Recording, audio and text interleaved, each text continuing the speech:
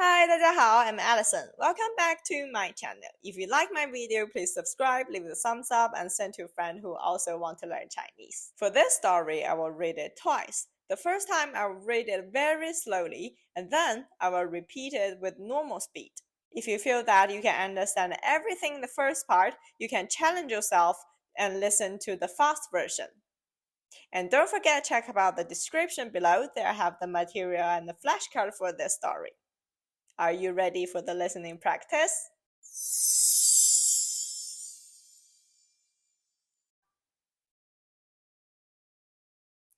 李老师在北京语言大学教中文。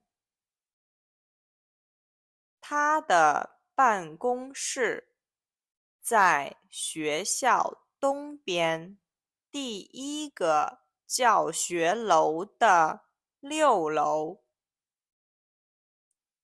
星期二，杰克和安娜去了李老师的办公室。杰克带来了他上个星期的练习，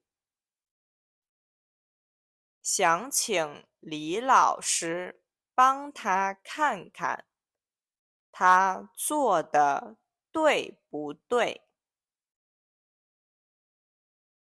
他们到了李老师的办公室，可是李老师不在。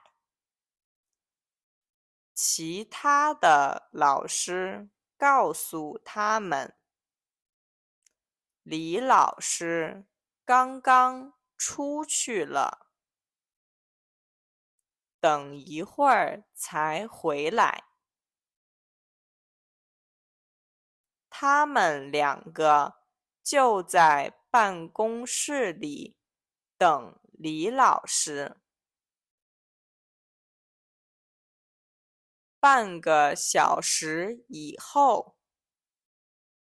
李老师回来了。杰克把他的练习给了李老师。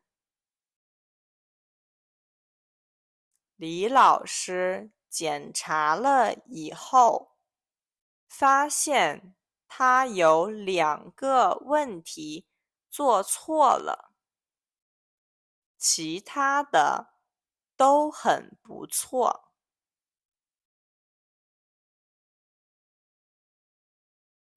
安娜的中文学得很好，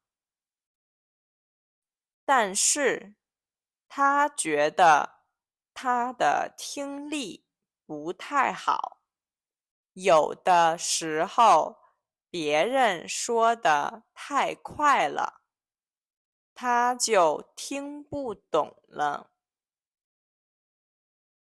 她想问问李老师，有没有办法可以提高她的听力水平？李老师告诉她，可以多看一看中文的电视剧，或者听一听中文的播客。李老师在北京语言大学教中文，他的办公室在学校东边的第一个教学楼的6楼。星期二，杰克和安娜去了李老师的办公室。杰克带来了他上个星期的练习，想请李老师帮他看看他做的对不对。他们到了李老师的办公室，可是李老师不在。其他的老师告诉他们，李老师刚刚出去了，等一会儿才回来。他们2个就在办公室里等李老师。半个小时以后，李老师回来了。杰克把他的练习给了李老师。李老师检查以后发现，他有2个问题做错了，其他的都很不错。安娜的中文学得很好，但是她觉得她的听力不太好，有的时候别人说得太快了，她就听不懂了。她想问问李老师有没有办法可以提高她的听力水平。李老师告诉她，可以多看一看中文的电视剧，或者听一听中文的播客。